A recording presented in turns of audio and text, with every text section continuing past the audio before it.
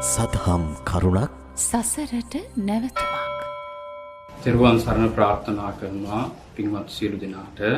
ඉතාමත් වැදගත් වන්නා වූ මහත්ඵල මහනිසංස ගෙන දෙන මහා පින්කමක් එළඹෙන පෙබරවාරි 14 වන දින කැලණිය රජමහා විහාරය මූලිකත්වයේ තබාගෙන බුදු පියාණන් වහන්සේගේ ශ්‍රී මුඛ දේශනාවන් අඩංගු 84000ක් වූ මහා ධර්මස්කන්ධය කැටිකල ත්‍රිපිටක පොත් පූජාවක් එගොඩ කැලණිය පිම්බිමට වැඩමවීමේ මහා පින්කම පෙබරවාරි මාස 14 වන දින සවස 1ට කැලණිය රජමහා විහාරයේ සිට ගුවනින් මල් ඉසිමින් මහා සංඝ රුවන පෙරදැරිව මහා සංඝ නුවරණගේ දෑතින් වැඩමවීමේ මහා පින්කමක් වූ මේ ආකාරයෙන් මේ සෑම සියලු දෙනාට පෙබරවාරි 14 වෙනි දින දෙක බලා ගන්නට ලැබෙන්නේ. එහෙමනම් මේ මහා අවස්ථාව වටිනා අවස්ථාව කවුරුත් මග නොහැරගෙන සුදු වතින් සැරසිලා එළඹෙන පෙබරවාරි මාස 14 වන දින සවස් 1ට පමණ කැලණි රජමහා විහාරස්ථානයේට පැමිණෙන්න කියන ආරාධනාව සිදු කරනවා.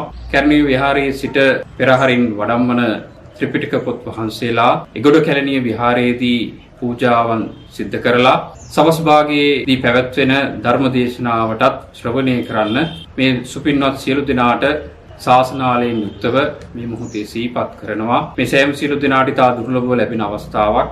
එනම් මේ දුර්ලභව ලැබෙන මේ අවස්ථාවේ වටිනාකම තේරුම් අරගෙන සෑම සියලු දෙනාම සාදුසිත පෙරදැරිව මේ මහා පින්කමකට අතහිත දී ගන්නට පැමිණෙත්වා කියන ආරාධනාව මේ ආකාරයෙන් සිද්ධ කරන්න කැමතියි. රාගක්කයෝ නිබ්බානං ද්වේෂක්කයෝ නිබ්බානං මෝහක්කයෝ නිබ්බානං දම් ගඟුල නොසිතේම ගලාවා.